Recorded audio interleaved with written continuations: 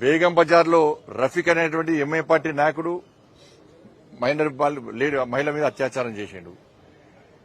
వాళ్ళ MI party శాసనసభ్యుని కొడుకు వక్ఫ్ board chairman కొడుకు అధికారిక వాహనంలో ఒక మైనర్ బాలిక మీద అత్యాచారం చేసిండు.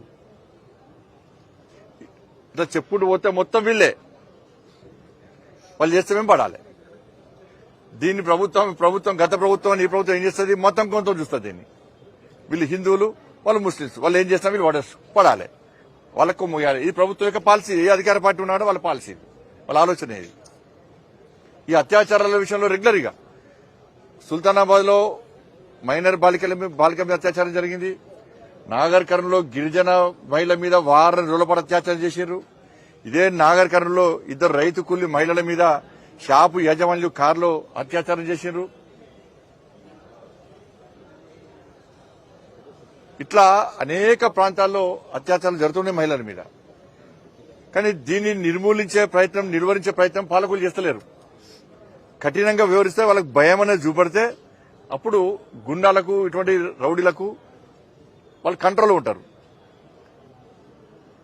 ఏదో సామరస్యంగా దీన్ని ఉంచాలి, దీన్ని బయట తీసుకురావద్దు, దీన్ని క్లోజ్ చేయాలని చెప్పి ఆలోచన ఉంటే దాన్ని కాపాడలేరు. ప్రజలను కాపాడే పరిస్థితి లేదు. ప్రజలను కాపాడలేరు, మహిళలను అసలు కాపాడలేరు. మహిళలను కూడా ఇది జరిగింది. ఇక్కడ ఎంఐఎం పార్టీ లీడర్ నాడు మహానాయకుడు ఆయన పాపం ఓవైసీ గారు, ఆయన మహిళ మీద అత్యాచారం జరిగింది, మహిళను హత్య చేసే ప్రయత్నం చేశారు, మహిళ బాగుందా బాగలేదా, బాగుండాలని కోరుకుంటాడేనే. జరిగిందో జరగలేదో అంటున్నారు. కాబట్టి ఆడ షాపులు దగ్గమైనట, ఫర్నిచర్ దగ్గమైనట పీకుడానికి. ఇక్కడ మహిళ మీద అత్యాచారం జరిగిన విషయం మాట్లాడతలేడానే. షాపుల మీద దాడులు చేసిన కండిషన్ తీసుకోవాలన్నట. మరి హిందూ షాపులో కూడా దాడులు జరిగినాయి, మరి దాని మీద ఎందుకు మాట్లాడతలేవు?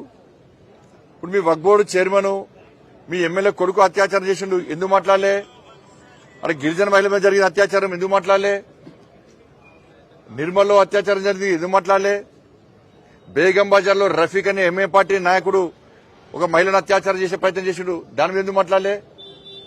వీటిని ఎందుకు మాట్లాడలే? వీటిని ఎందుకు స్పందించాడు? మీకు కావాల్సిన ప్రాపర్టీస్ కావాలి. నీ ఏరియాలో ఉంటుంది హాస్పిటల్, గాంధీ హాస్పిటల్. ఇక్కడ హైదరాబాద్ లో ఒక పేషెంట్, ఒక మహిళ, ఆదివాసీ మహిళ, మీ వర్గానికి సంబంధించిన ఒక మూర్ఖుడు అత్యాచార యత్నం చేస్తే, హత్య చేసే ప్రయత్నం చేస్తే కనీసం ఇంగిత జ్ఞానం లేదు, నీకు మానవత్వం లేదు, వచ్చి చూసిపోదామని చెప్పి ఇంగిత జ్ఞానం అక్కర్లేదు నీకు.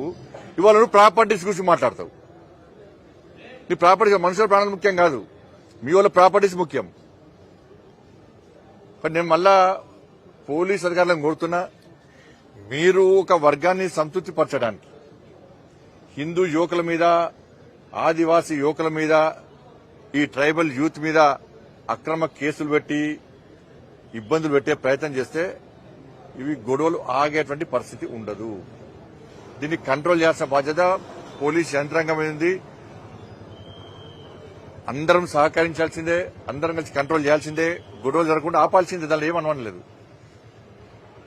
పోలీస్ అధికారులు నిష్పక్షపాతంగా వ్యవహరించాలి. అలా డీజీపీ గారితో మాట్లాడడం జరిగింది. ఎవరు కంట్రోల్ తప్పినా కూడా వాళ్ళని కంట్రోల్ చేయాల్సిందే, గొడవలు నిర్మూలించాల్సిందే. దానిలో ఏమనలేదు. కానీ గొడవలను ఆపడం పేరుతోని ఒక వర్గానికి కొమ్ము కాసే ప్రయత్నం చేస్తే, ప్రభుత్వ ఒత్తిళ్లకు, పాలకుల ఒత్తిడి తలగుతే ఇలా గొడవలు ఆగే పరిస్థితి ఉండదు. ఒక ప్రాంతం నుంచి ఇంకో